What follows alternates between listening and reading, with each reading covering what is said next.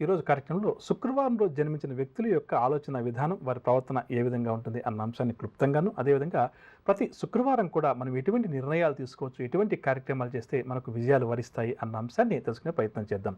శుక్రవారం రోజు జన్మించిన వ్యక్తులు శుచి, శుభ్రతకు ఎక్కువగా ప్రాధాన్యత ఇచ్చే వ్యక్తులుగా చెప్పవచ్చు.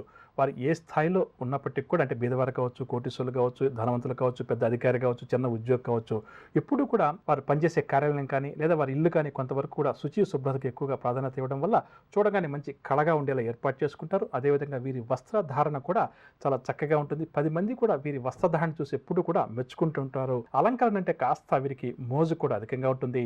అదేవిధంగా శుక్రవారం జన్మించిన వారు ప్రధానంగా ఏంటంటే చిన్న చిన్న మాటలకు, చిన్న చిన్న విషయాలకు కూడా ఎక్కువగా బాధపడిపోతుంటారని చెప్పవచ్చు. అంటే ఎవరన్నా ఏదైనా ఒక వ్యక్తి చిన్నగా ఒక మాట సరదాగా విమర్శించినా, జోక్ వేస్తే కూడా వీరు తట్టుకోలేరు. కొంతవరకు నొచ్చుకోవడం అంటారు కదా, మనసు అది కొద్దిగా ఎక్కువగా ఉండడం చేత కొన్ని ఇబ్బందులు ఎదుర్కొంటారు. ప్రభుత్వ రంగంలో కానీ, ప్రైవేట్ రంగంలో కానీ చక్కగా వీరు రాణిస్తారు. శుక్రగ్రహ ప్రభావం వీరి మీద జీవితాంతం కూడా అధికంగా ఉంటుంది. వ్యసనాలకు లోను కాకుండా ఉండేలా జీవితాంతం వీరు కొంత జాగ్రత్త వహిస్తే మంచిదని చెప్పవచ్చు.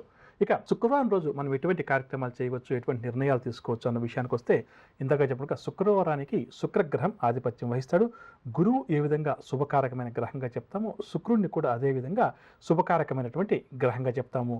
సకల శుభకార్యాలు నిర్వహించుకోవడానికి శుక్రవారం చక్కగా కూడా అనుకూలిస్తుందని చెప్పవచ్చు.